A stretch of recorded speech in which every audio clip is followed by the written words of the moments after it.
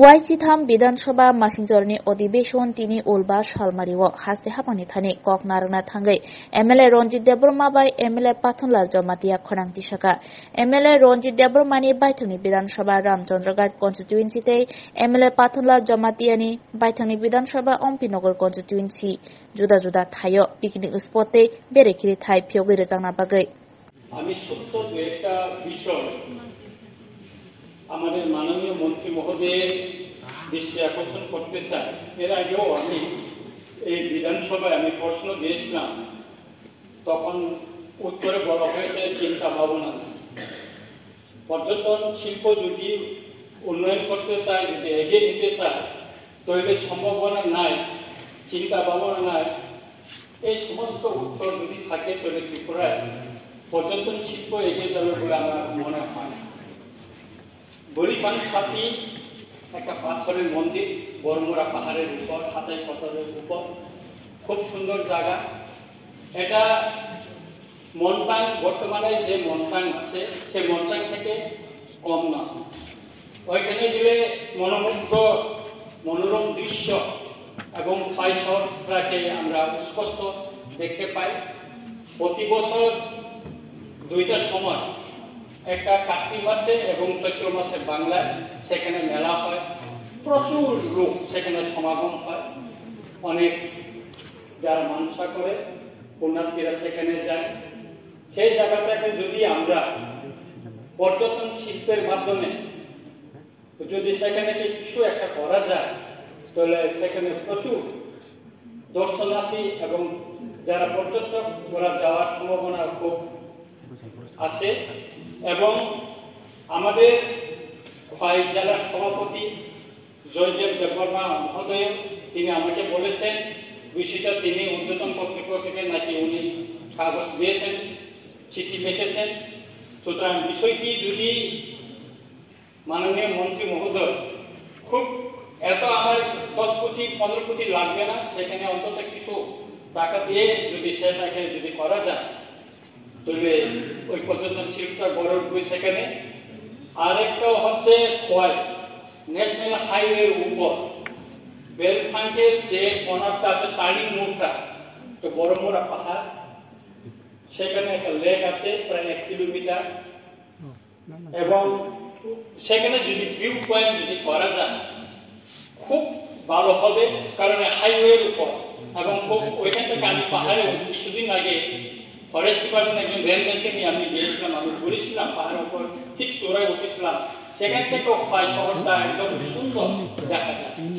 এবং সেখানে picnic spot যদি করা যায়, পিকনিক স্পট সহ সেখানে ফিশ অ্যাকুয়ারিয়াম করার জন্য একটা বড় পুষ্কিনি দোকানের মতন আছে এবং পাকা দেওয়া আছে সেখানে। সেখানে যদি আমরা থাই কোয়েলটা যদি নিয়ে আসি বা জাপানি কোয়েল যদি নিয়ে আসি, সেখানে কালার করতে মাছটা সেখানে রাখি, ওইরকম কিছু যদি করতে পারি, তো জায়গাটা খুব সুন্দর হবে বলে আমি মনে করি। বিষয়টা মাননীয় মন্ত্রী মহোদয়কে দৃষ্টি দেওয়ার জন্য আমি অনুরোধ রাখছি।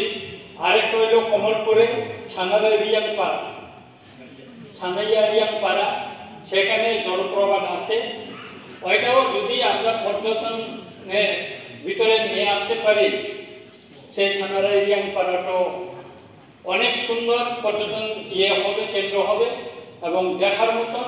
সেখানে অনেক কিছু আছে এবং রাস্তাঘাট ইতিমধ্যে কিছুটা হয়েছে, সেটা রাস্তাঘাট যদি করে দেয়, অন্যান্য জায়গা থেকেও সেটা মানে মনোমুগ্ধ দৃশ্য কম নয়। আপনারা একবার মাননীয় মন্ত্রী মহোদয় একবার ভিজিট করে দেখতে পারেন। তাই আমি অনুরোধ করবো এই কয়েকটি এলাকায়, যেটা আমার প্রস্তাব, ওইখানে যদি পর্যটন শিল্প গড়ে ওঠার জন্য যা কিছু করার, সেটা মাননীয় মন্ত্রী মহোদয় যদি করেন, তাহলে আমরা খুশি হব। ধন্যবাদ। Thank you so much for giving me such an opportunity to deliver my speech.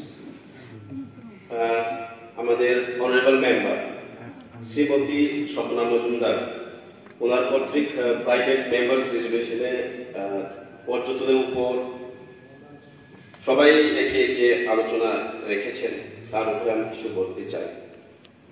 আমার ঠিক tourism is my interesting subject.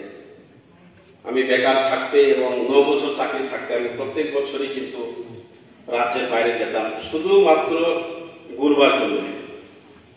তো সেই হিসেবে ট্যুরিজমের উপরে শুধু আমরা পার্ক খুলি,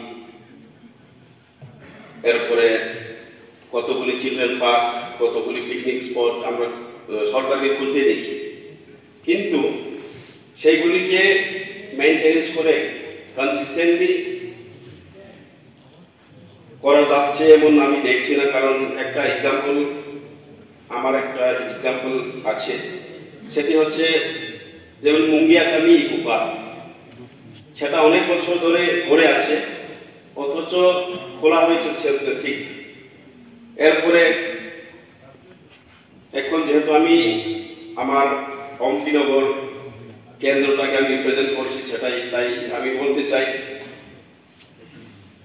অম্পি নগর কেন্দ্র বা কেন্দ্র ভিত্তিক বা ব্লক ভিত্তিক যদি কোনো একটা চিলড্রেন পার্কের মতো ছোট করে একটা পার্ক যদি খোলা হয় প্রত্যেক ব্লকে অথবা প্রত্যেক বিধানসভায় যদি খোলা হয় তাহলে খুবই ভালো হবে। কারণ আমরা আগরতলায় আগে পড়াশোনা করতে সন্ধ্যাবেলায় চিলড্রেন পার্কে আমরা যেতাম মনটাকে একটু রিফ্রেশ করতে যাই। তো প্রতিটি ব্লকে যদি হয় আপনার মাধ্যমে আমি দপ্তরের মন্ত্রীর কাছে আবেদন রাখবো, এটা যদি হয় তাহলে খুব ভালো হবে। এবং আরো একটা সুন্দর জায়গা আছে আমার এরিয়ার মধ্যে, সেই জায়গাটার নাম হচ্ছে থুম। ওইটা মুনতাং থেকে ঠিক অ্যারাউন্ড 15 কিলোমিটার হবে। মুনতাং পিক থেকে আরো উপরে আছে ওইটা কিন্তু আমার বর্ডারেই পড়ে। এবং আমাদের কৃষ্ণপুর যেমন আমাদের মাননীয় মন্ত্রী আমাদের বিকাশ বাবুর পাটটা পড়ে, ঠিক সেখানে থুম জায়গাটা খুব সুন্দর, খুব পিকটা সুন্দর। ওখান থেকে ওইদিকে আমবাসা দেখা যায়, এরপরে তৈদু দেলি আমরা সবকিছু দেখা যায়। এই জায়গাটা খুব সুন্দর। ওইটা আবার পরে সেই দিন আমি আলোচনায় রাখলাম ইস্ট কৃষ্ণবঙ্গের একটা মডেল ভিলেজ, ওই মডেল ভিলেজের আন্ডারে ওটা পড়ে। ওখানে জনবসতি খুবই কম, কিন্তু ওখানে লোকেরা পায়ে হেঁটে তৈদু বাজার করতো অ্যারাউন্ড না হলে 25 কিলোমিটার হবে, তারা পায়ে হেঁটেই বাজার করতো। কিন্তু এখন ট্যুরিজমের প্রস্তাব রাখতে গিয়ে রাস্তাঘাটের প্রশ্নই উঠে এলো, সেখানে রাস্তার ব্যবস্থা নেই। ওখান দিয়ে মুনতাং দিয়ে আমাদের মাননীয় মন্ত্রী বিকাশ দার ওই এরিয়ার মধ্যে একটা ভালো রাস্তা যদি করা যায় তাহলে ওইদিকে এলাকা উন্নয়ন হবে এবং ট্যুরিজম সেখানে স্থাপন করা হবে। আরেকটা কথা হচ্ছে, আরেকটা বড়মুড়া দিয়া বা খাতাই ভিতর দিয়ে ঢুকতে একটা তাংপাইয়া একটা পাড়া আছে, খুব সুন্দর পাড়া, ওখানে ওয়াটারফল আছে। সেখানেও কিন্তু ওয়াটারফল থাকতে আবার ওয়াটারফলের উপরে কিন্তু ঠিক আবার টপ একটা পিক, খুব একটা উচ্চ পাহাড় আছে। সেখান থেকে আমাদের ওইদিকে তৈদু অম্পি, ওইদিকে আবার জিরানিয়া চম্পকনগর দেখা যায়, এমন একটি জায়গা আছে। সেটাকে যদি তাংপাইয়া পাড়া, সেটাকে যদি ডেভেলপ করা যাবে, একটা নতুন একটা টুরিস্ট স্পট খোলা যায় তাহলে খুবই সুন্দর হবে। আমরা জানি, সবাই জানি কিন্তু যে টুরিস্ট স্পট খুললে পরে ওই বাসিন্দার লোকেরা কিছু তা না হলেও ইনকাম জেনারেশনের একটা ব্যবস্থা হবে। তাদের কোনো ইনকামের সোর্সই নেই, তো ট্যুরিজমের মাধ্যমে কিছু যদি ইনকাম জেনারেশনের একটা ব্যবস্থা করা যায় তাহলে খুব ভালো হবে। সেটাই মাননীয় মন্ত্রীর কাছে আপনার মাধ্যমে একটা প্রস্তাব রাখতে চাই। Thank you so much.